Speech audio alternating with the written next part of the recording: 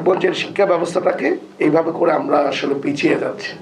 এখানে আমি আশা করব আমাদের যিনি এই ডিপার্টমেন্টে যারা দায়িত্বে আছেন তারা যাতে এইভাবে করে যাদের টিচাররা আছে টিচারদেরও যাতে ট্রেনিংয়ের মাধ্যমে তাদেরকে যাতে নিয়ে আসা হয়, তারা যাতে এটা করা হয়।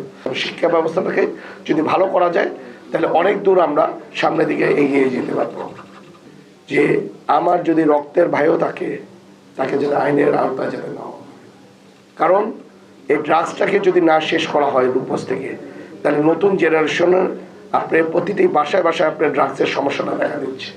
ইভেন শুধু এখান থেকে ঢাকার থেকে প্রচুর লোকজন আসে রূপগঞ্জে যে ড্রাগসটা কিনে নেওয়া যাওয়ার জন্য।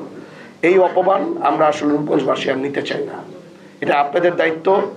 আপনারা চেষ্টা করলে আমরা আশা করি যে এটা আপনারা চেষ্টা করলে এটা আপনারা ধরতে পারবেন। আর্মস এই রূপগঞ্জে ঢুকেই আছে।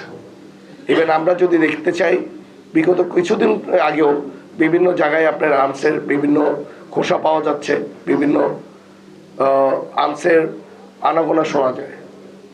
সব মশার বিরুদ্ধে সুরক্ষা দিতে এলো বসুন্ধরা এক্সট্রিম অ্যারোসল। মশার বিরুদ্ধে এক্সট্রিম সুরক্ষা। কিছু প্রতিটা এলাকায় কিছুটা নির্ধারিত লোকজনই আছে যারা এই আর্মসের সাথে কানেক্টেড হয়ে আছে। আমি আশা করব তাদের একটু আইনের আওতা নিয়ে আসি, আমরা এনে স্বপ্নের রূপগঞ্জটাকে একটু করার চেষ্টা করি। বলবো যে গার্মেন্টসের যেদিন বেতন পায় ওই দিন ওইসব এলাকায় আপনার চাঁদ রাত হিসাবে গণ্য করা হবে।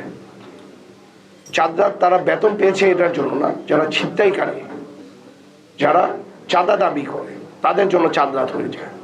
তারা ঘরে ঘরে যায়, তারা আপনার বেতন নিয়ে আসার পথে আপনার এই টাকাগুলিকে ছিনতাই করে রেখে দেয়। এর জন্য আমি যেটা বলেছিলাম যে আমি ইন্ডাস্ট্রির মালিকদের সাথে বসতে চাই।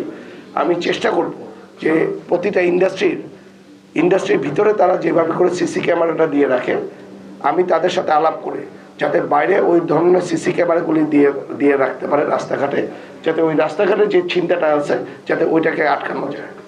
আর আমি আশা করব যদি ড্রাগসটা যদি রূপগঞ্জ থেকে সরানো যায় তাহলেই অটোমেটিকলি এই ধরনের যারা চাঁদা দাবি করে চাঁদার দাবির এই লোকগুলি অনেক কমে যাবে।